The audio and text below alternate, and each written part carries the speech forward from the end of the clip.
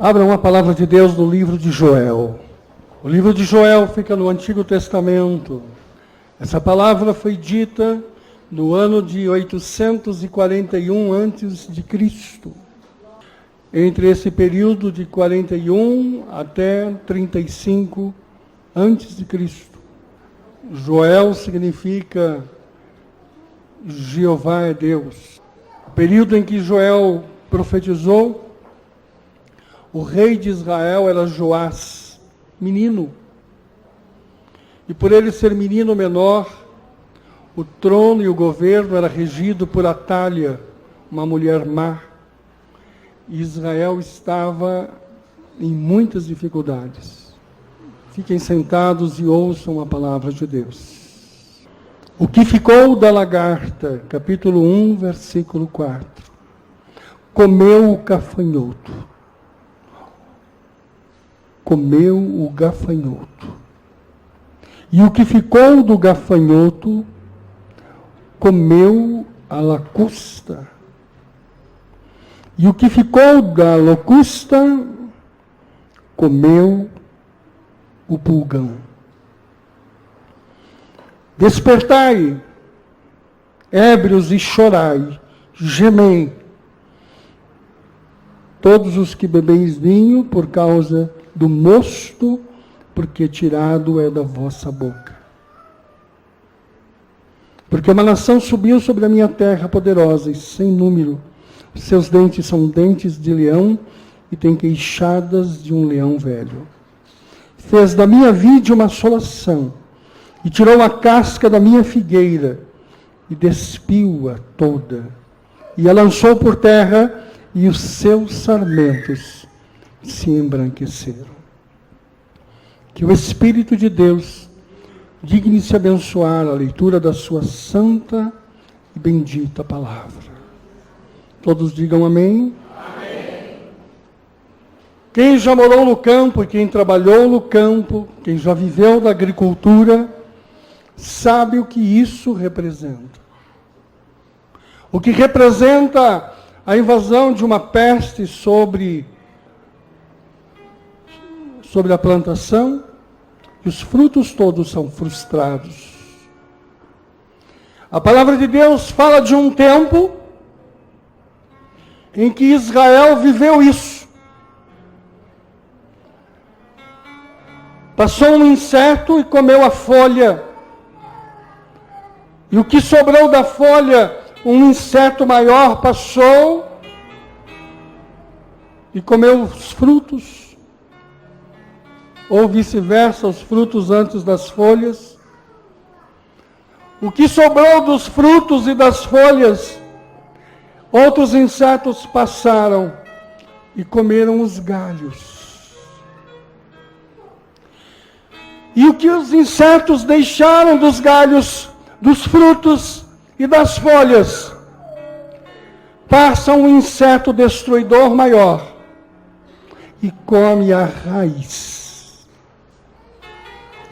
Portanto, naquele lugar, não há o que colher, porque não existe mais os frutos, as folhas foram cortadas, os galhos e a raiz.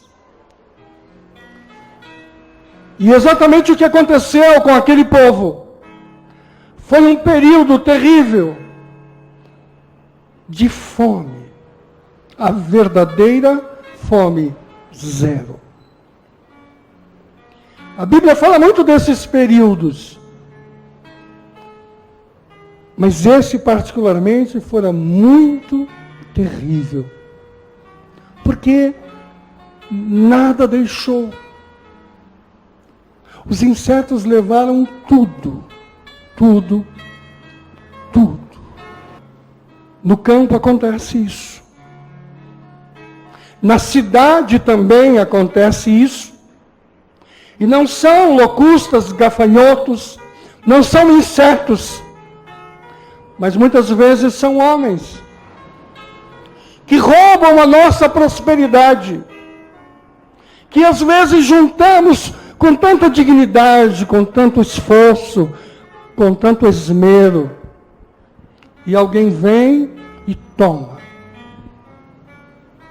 Algumas vezes eu já perdi frutos do meu trabalho. Algumas vezes eu já perdi patrimônios que foram frutos do meu suor digno. Mas às vezes os homens tomam muito mais. Tomam os frutos e tomam de você a oportunidade de ter novos frutos. Eles tiram as folhas, eles tiram os galhos, eles tiram as raízes. No meu gabinete pastoral hoje, cada vez mais, dou aconselhamento a pessoas que me procuram. Pessoas que viveram uma abastança, viveram uma prosperidade recente, e que agora estão sem nenhuma oportunidade, sem nem como gerar os frutos de sua sobrevivência. Cada vez mais, no nosso site, no nosso telefone, estamos acudindo pessoas que perderam tudo. De carro importado a andar necessariamente a pé. Tenho atendido pessoas que foram prósperas há 20 anos, 15 anos atrás, e que hoje não têm nada. É sofredor você constatar isso, porque essas perdas materiais formam uma ferida profunda na nossa vivência, na nossa vida, no nosso ser. É difícil perder. Mas o pior de todas as perdas não são as materiais. Porque as materiais você pode semear de novo, você pode regar de novo, e você pode reconstruir de novo. Na vida material você pode até usar a experiência obtida na perda para construir de forma que os homens tenham mais dificuldades de tirar de você. Na minha vida profissional como empresário, eu sou muito mais experiente hoje com as minhas perdas do que fora há 10 anos atrás, há 15 anos atrás. Sei como escolher os parceiros, sei como escolher os fornecedores, os clientes. E assim mesmo, de vez em quando, passo uns apertos.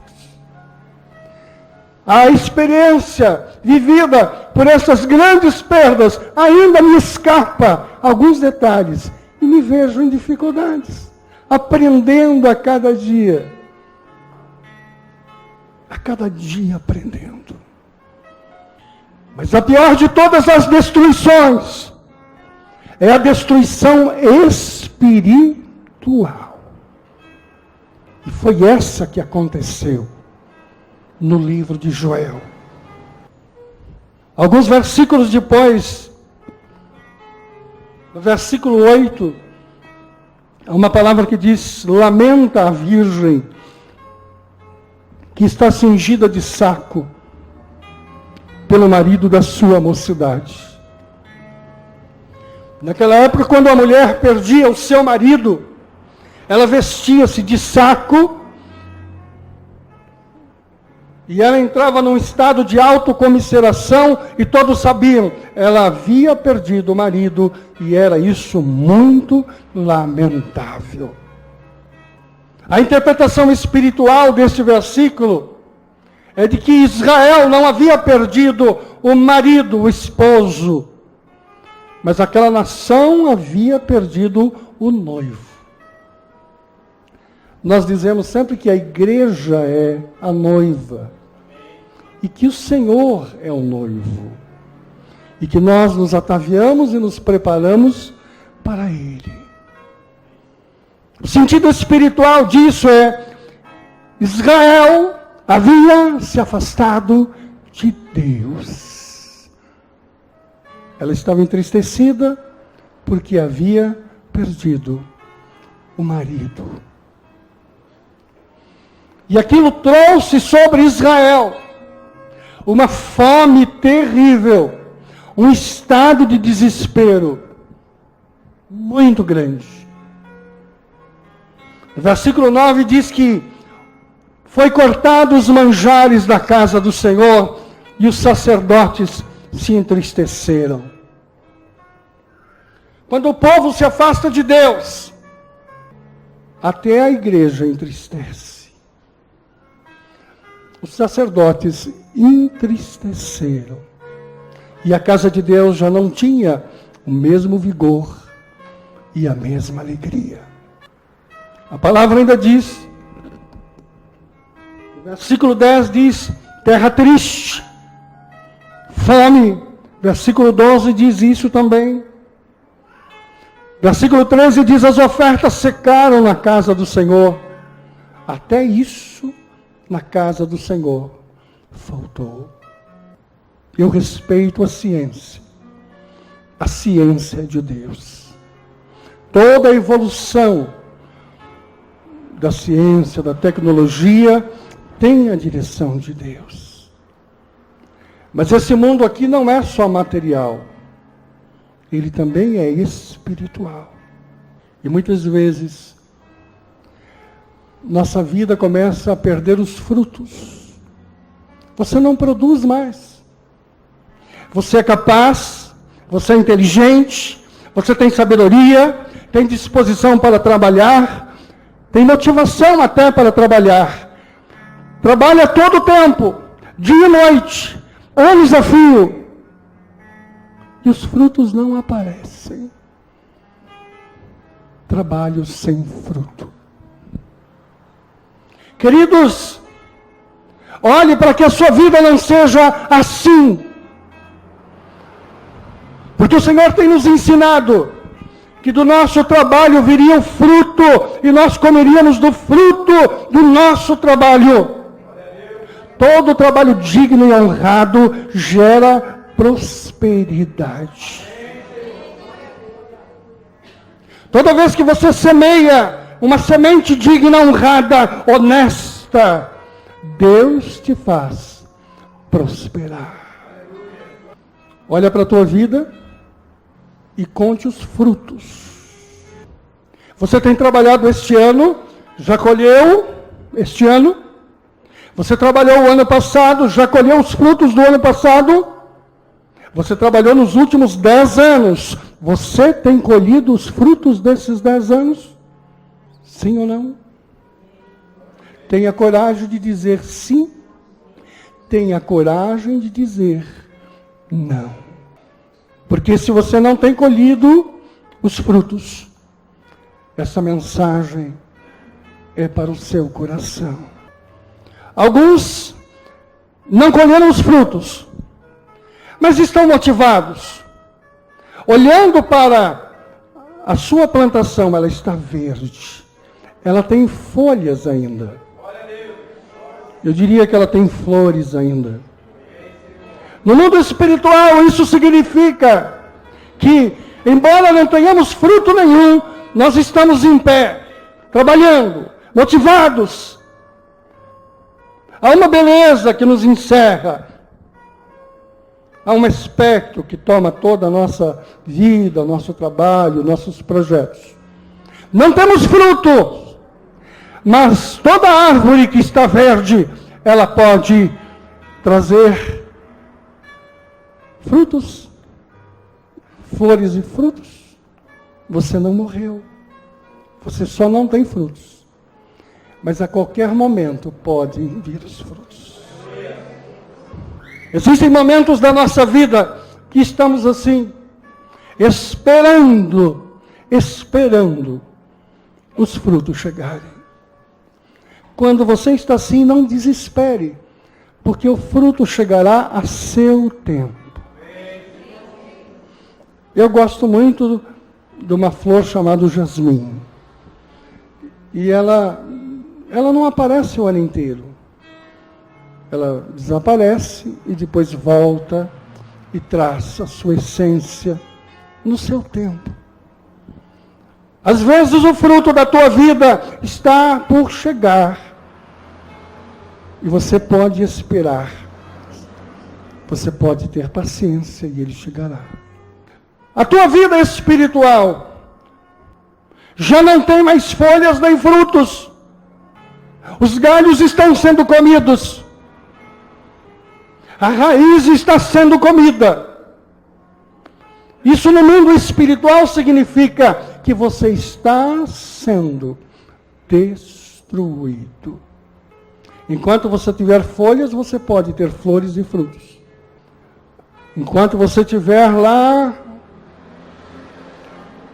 uma parte da planta, você pode gerar. Mas se você não mudar, se você não se levantar, a tua vida será destruída, será acabada. Você pode ter sabedoria, você pode ter inteligência, mas quando a tua vida está sendo destruída e você já está com os galhos sendo quebrados, a motivação começa a ir embora, os projetos começam a acabar, a sensação de impotência começa a chegar. Eu tenho recebido pessoas que na vida são pessoas especiais. Esses dias conversava com uma médica e ela dizia assim: pastor, estou sem forças, não consigo mais medicar, não tenho mais força para agir. E não tenho diagnóstico de doença nenhuma. Vou ao consultório, fiz todos os exames, não tenho absolutamente nada. Mas eu estou morrendo. Existe uma coisa terrível que é o que chamamos de espírito de morte. Ele vem depois do desânimo, ele vem depois da depressão, ele vem naquele caos total. Quantos jovens estão morrendo, dando a vida por nada? Absolutamente nada. Simplesmente pelo desespero, pela morte espiritual em que estão vivendo. A morte espiritual é como a profecia de Joel. É a raiz que é tomada. E você vai simplesmente acabando e acabando. Isso que Joel diz. O que um inseto deixou, o outro comeu. O que o outro deixou, o terceiro acabou. E o que o terceiro terminou, o quarto foi lá e a sua vida vai sendo totalmente exterminada, acabada. Você culpa às vezes a igreja, você culpa a família, você culpa os amigos, você culpa os parentes, você culpa o trabalho, você culpa o Lula, você culpa o Brasil, você culpa... Mas o problema está em você. Você é um ser espiritual. Tem um corpo agora, mas você é um ser espiritual que tem a dimensão do corpo, da alma e do espírito. E você cuida do corpo, você cuida das emoções, da alma, mas você não dá bola para o espírito. Você acha que isto é coisa desnecessária. Você embarca em ensinamentos de que você é uma evolução do macaco, você é uma evolução qualquer de alguma coisa. Você é um ser espiritual, gerado por Deus. Você tem necessidades espirituais. Nossa igreja não tem hábitos de constranger ninguém em costumes, em comportamentos. Todos nós temos liberdade de ir e vir. Eu sempre digo aos meus jovens, sejam felizes, vivam, mas não se esqueçam de Deus. Porque quando a porção de Deus não é atendida, você fica enfermo, doente, muito doente, entra em UTI e morre espiritualmente você acaba. Eu fico triste com pessoas que quando você começa a orar, elas não suportam. As coisas de Deus incomodam. Algumas pessoas entram na igreja e quando começam a ouvir a palavra, ela tem vontade de sumir, ir embora. Porque quando estamos doentes espiritualmente, não suportamos esse remédio espiritual. Eu tenho muita compreensão com todos os amados de todas as religiões, porque eles têm dificuldade de ouvir, de aceitar, incomoda a palavra de Deus. Porque a palavra de Deus diz que a fé vem pelo ouvir da palavra. A fé não vem por emoções. Não adianta passar aqui uma tragédia, emocionar vocês chorarem copiosamente. Quando saírem daqui serão os mesmos. Vocês têm que ser movidos pela compreensão da palavra de Deus. Mas Israel mudou. Se você continuar a ler no livro de Joel, você vai encontrar a partir do versículo 14, do versículo 12, capítulo 2, versículo 12, você vai encontrar: convertei-vos a mim de todo o coração, e isso com jejuns e com choro e com pranto. Versículo 14 do capítulo 2, rasgai o vosso coração e não os vossos vestidos. Convertei-vos ao Senhor vosso Deus, porque Ele é misericordioso, Ele é compassivo, é tardio em irar-se, grande em beneficência, e Ele se arrepende de todo o mal. O que você faz quando você está morrendo? Vai ao Senhor, volte-se ao Senhor. Ele diz, não adianta rasgar os vestidos, rasgue o coração, mude o coração. Não adianta fazer uma cena emocional. Não adianta você vir aqui e chorar e fazer. Ele quer que você o faça, mas faça com verdade, como algo que vem lá do fundo do teu coração. Convertei-vos ao Senhor. O que é converter? Converter é conversão. Estou indo numa direção, converto e volto. Nós nascemos de Deus, e quando entendemos o que Deus tem para nós, nós convertemos e voltamos a Ele. Não se converta à religião, não se converta a pastor ou sacerdote, não se converta a homem nenhum, converta-se a Jesus. Não corra atrás de igreja de nome. A maioria das igrejas hoje é uma empresa. O projeto de Deus é diferente disso. O projeto de Deus é um projeto de restauração da tua vida. Você saiu dele e volta para ele.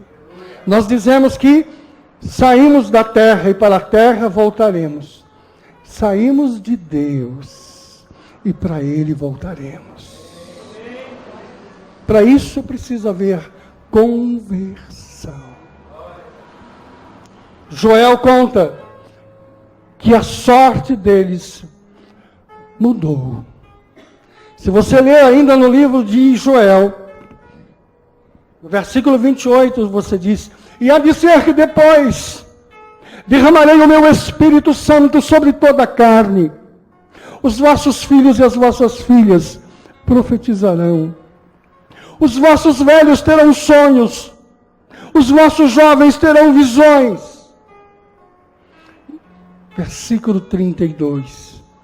E há de ser que todo aquele que invocar o nome do Senhor será salvo. E haverá livramento.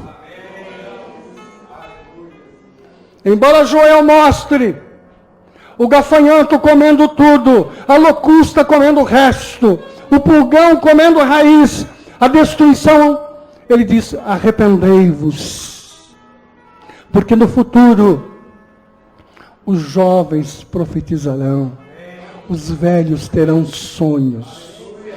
E o derramamento de Deus e do poder será sobre eles. Quando você permite a conversão, o gafanhoto vai embora. Demônios e todas essas entidades espirituais que estão nesse mundo espiritual não chegam em você. O gafanhoto espiritual não atinge o teu espírito. Ao invés de você desejar o suicídio, você deseja a vida. Em vez de você desejar a preguiça e a inércia, sobre você é derramada uma unção de poder, de alegria, de vontade, de gozo no Senhor, de viver, de ser feliz, de amar, de ser amado. Algumas pessoas estão tão abatidas que não têm sequer motivação para amar, para ser feliz. Joel diz assim: os velhos terão visões. Ele está dizendo assim: os velhos terão sonhos. Eu quero ver os velhos desta igreja, se é que aqui tem algum, porque velho é o diabo. Nós vamos viver a vida eterna. O que é 80 anos para quem vai viver a eternidade? A igreja de Deus não tem velho. Mas você com 70, com 80, Deus diz assim: você vai ter sonhos. Será que os vovôs de 80 sonham? Eu tenho quase 60 e sonho ainda. Tenho vontade de me alegrar, de conviver com meus filhos, com meus netos. Tenho vontade de viver. Eu não tenho vontade de acabar, de parar. Sei que vou parar um dia, mas não tenho vontade. Eu tenho sonhos. Esses sonhos que estão sobre mim, essa motivação que está sobre a minha vida, é a unção de Deus, que me dá alegria. Eu não tenho uma religião, eu não tenho uma comunidade, eu tenho a família de Deus, na qual eu convivo, onde existe muito amor e muita bênção. Essa palavra é para você, que está abatido, arrasado, você que não tem frutos, fazendo a contabilidade da tua vida, não há fruto nenhum. Dia desse eu fui no Jardim da Luz, porque eu gostava muito, e fui na hora do almoço, e eu estava com vontade de comer coquinho. Não é só mulher grávida que tem vontade. E eu andei pela luz, as árvores estavam lá, mas não tinha nem um coquinho para mim. Olhei pelo chão, porque quando eu era pequeno, eu pegava do chão, lavava e comia. Não tinha nenhum no chão. Os que não comeram da árvore, os bichinhos comeram embaixo, as pombinhas levaram. Que tristeza é uma árvore sem frutos. Você tem tido frutos este ano? Se não teve, passará a ter a partir de hoje, porque aqui você recebe a bênção de Deus. Os crentes são doidos, né? Que fé que nós temos. Eu não aceito passar 2003 somente pagando dívidas. Eu não aceito passar 2003 com a mesma roupa, com a mesma cara, com o mesmo jeito. Eu estou trabalhando, eu quero a bênção de Deus para a minha vida. Eu quero dar presente para os outros e quero ir comprar presente para mim. Eu amo os outros e amo a minha vida também. Quanto tempo que você não compra um presente para você? Quanto tempo que você não entra no lugar e diz assim: hoje eu vou ser abençoado, vou colocar um sapato que eu quero, a roupinha que eu quero, vou fazer uma coisa que eu tenho vontade. Cuida para que esse 2003 não tenha sido apenas frutos de tristeza, de amargura, de angústia. As pessoas que te fizeram mal, que te desprezaram, que vocês devem fazer com elas? Esqueça. Vira a página. Vira a página. Algumas pessoas que fizeram mal para você o ano passado continuam fazendo mal para você hoje, porque você não as esquece. E enquanto você não esquecer, enquanto você não perdoar, você vai ficar ruminando essa coisa ruim, esse fruto que já foi mastigado. Você gosta de chupar laranja que já fora chupada? Você gosta de ler jornal velho? Então esqueça os problemas do mês passado, do ano passado. Livre-se, liberte-se. Esses problemas tiraram o seu fruto o ano passado, esse ano não tiram mais. Libere perdão na tua vida.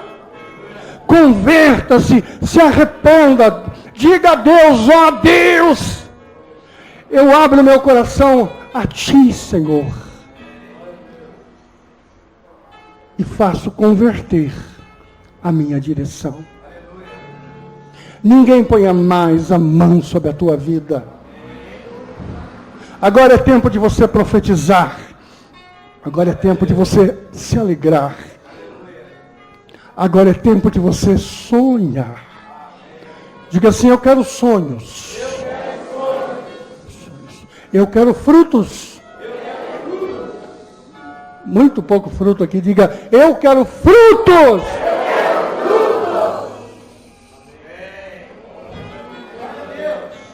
Você diz, estou fazendo mais um sacrifício. Você já fez muito sacrifício. Agora é hora de colher. Diga assim, eu quero colheita agora. Aqueles que batem a tua porta para te atrapalhar são rechaçados pelo Espírito de Deus. Aqueles que olham o teu negócio, o teu empreendimento, invejam, trazem para eles energias que não são abençoadas de Deus, são afastados nesta noite. Em nome do Pai, do Filho e do Espírito Santo. Aqueles que se levantam contra a tua família, se levantam contra o teu conforto, levantam contra a estabilidade e a paz da tua casa, são rechaçados pelo Espírito de Deus. Toda inveja em nome de Jesus, toda maldição em nome de Jesus, sai. O Senhor está restaurando você. Deixa o Senhor restaurar a sua vida. Agora Joel olha para os campos e eles estão verdes. Deixa eu olhar para os campos aqui. Estão verdes. Posso ver frutos? Vamos olhar o campo aqui. Diga assim, estão verdes. Glória a Deus. Eu gostaria de ler 3 versículos, com a permissão do pastor, em Joel, capítulo 2, o verso 25 em diante. Restituir-vos-ei os anos que foram consumidos pelo gafanhoto migrador, pelo destruidor e pelo cortador, o meu grande exército que enviei contra vós.